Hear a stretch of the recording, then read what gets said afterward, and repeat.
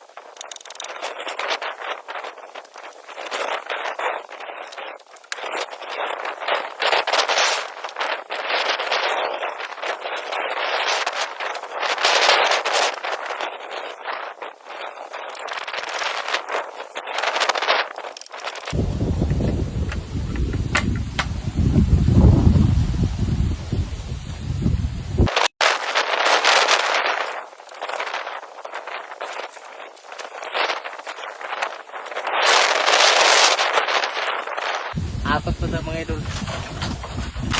Kani nga sin yan ni nanay. O may dahon sa lupi. Kanina lang. Wala sila niya dahon nga.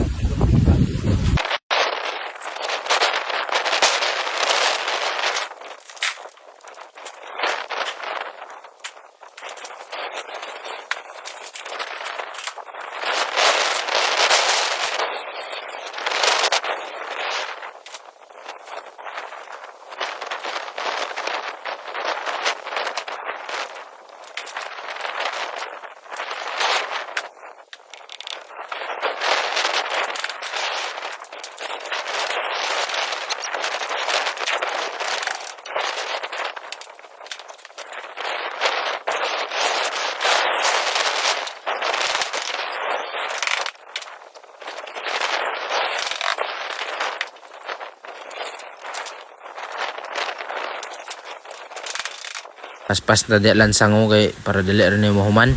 Shout out ko dito sa nag-comment nga di pa daw mahuman, malata na daw kuno kay dugay kay man naghuman. Oh.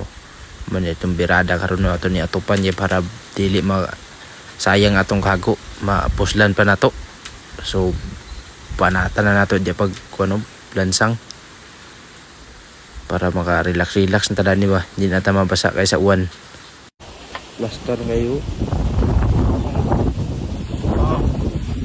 Ini atong view dia okay. Hindi ko sila nato pag humana kita atop po mo na porma wapo na kaayo ka-relax ta dia si lalom mo. Di si lalom mo. Grabe ka plaster. Oh. Di na kita malabihan din sa uwan. Kapalami ng kita danig ligid-ligid. Oh. Okay na kayo.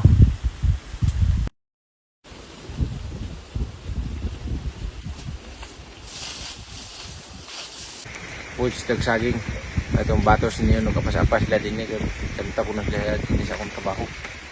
Duwa na sila kabuok kao tagsaging. Mao na yung panyag to. So abangan sa ninyo ang part 9 danay sa atong tree house. Mao na atong gibiradahan no. Atong sa dindingan mga idol kay dinhi ta matulog. Tulugan na to ni ba. Okay?